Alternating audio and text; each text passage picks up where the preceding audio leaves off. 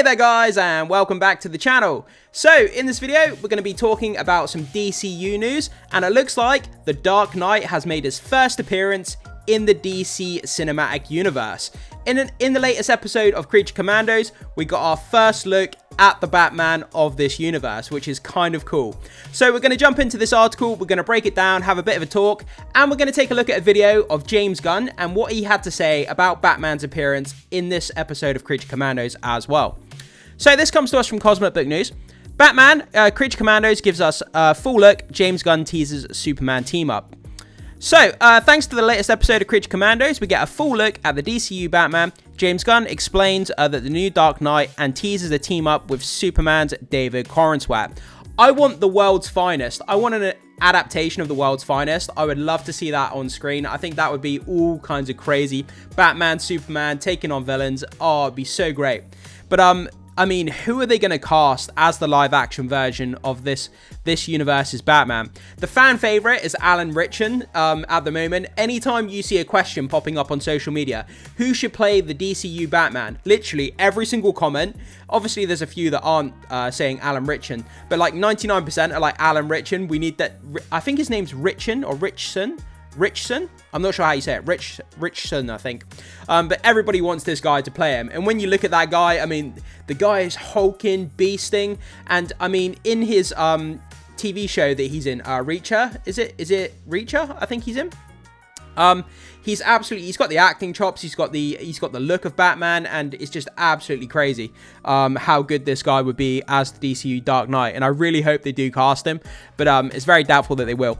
But anyway, a previous episode actually teased the death of Batman along with the Justice League, but that was part of Cersei's vision. This episode gives us the origin story for Dr. Phosphorus, where it's revealed that Phosphorus became a big crime boss, well, who ends up taking down Phosphorus. Enter Batman, and this is the image in question. I did post up in the community tab last night showing you guys this image, but let's talk about it anyway. So yeah, we get this look here sort of through the rooftop here, through the windows. We sort of see the silhouette of the outline of the Dark Knight.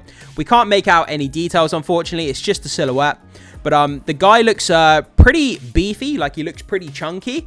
So potentially they're going with a bigger, stocky build Batman, which in my opinion is what Batman should look like.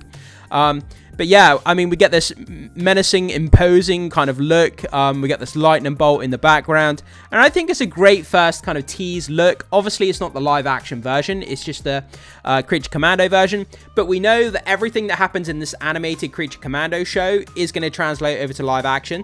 So if that's the case, then they're showing us Batman here. This is potentially sort of the silhouette and outline of what the Batman is going to be looking like also in live action. So bear that in mind. But guys, what we're going to do now, we're going to hop over to my X page here. So by the way, do follow me on X, guys. A little bit of a shameless plug here. I am on X. I do post regularly. I post content updates. I post movie and pop culture news. So make sure you come over to X. Just search Review Flicks. You'll find me on there, guys. Make sure you follow me. So let's take a look at this video here and see what James Gunn had to say about the appearance of Batman in the latest episode of Creature Commandos.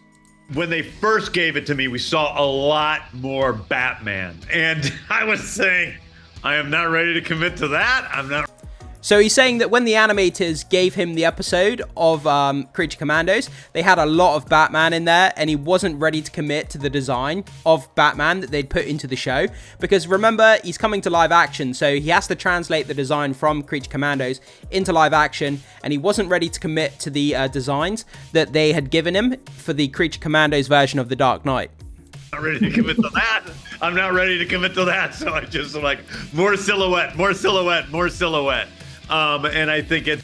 So yeah, he was basically telling them, you know, keep Batman silhouetted, you know, don't give us like details. Make sure that he's kind of silhouetted, that he's darkened, that he's blurry. You can't really make out the details. That way that James Gunn doesn't have to commit to any of the designs that are kind of featured in the Creature Commandos episode, which is a smart thing to do, really, because it gives us you know, it gives him a way to have Batman in that episode without committing to a design that later is going to be radically changed and have fan feedback kind of backlashing about that. So it's kind of a smart suggestion on James Gunn's part. It's a great way to show that Batman does exist. He already exists in this universe. Just like when we come to the Superman movie, we see the Superman already exists. He's already known by the...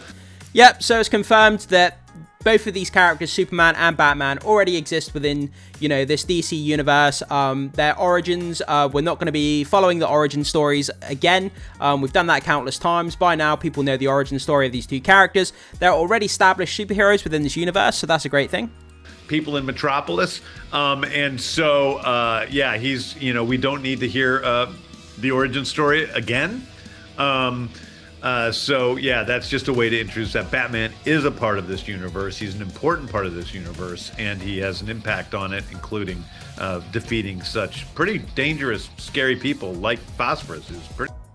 So yeah, there we go. Already established Batman and Superman. Origin story is not being told. And Batman does take on Dr. Phosphorus. So yeah, it's going to be interesting, guys. So that's what James Gunn had to say about Batman's appearance there in that episode of Creature Commandos. So it's pretty interesting stuff.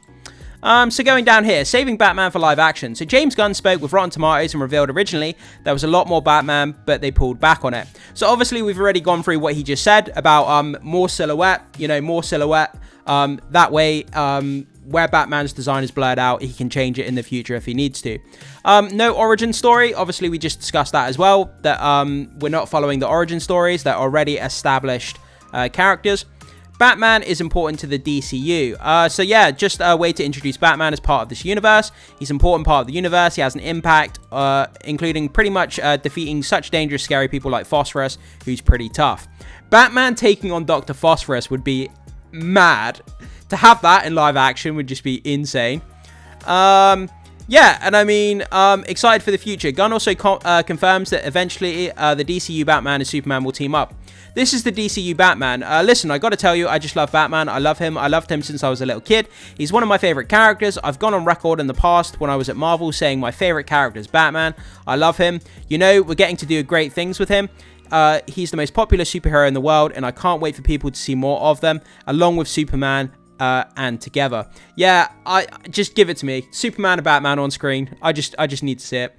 New episodes of Creature Commandos are on Thursday. Superman gets released on July 11th. Regarding DCU Batman, recently saw Annie Muschietti reveal Brave and the Bold has been postponed.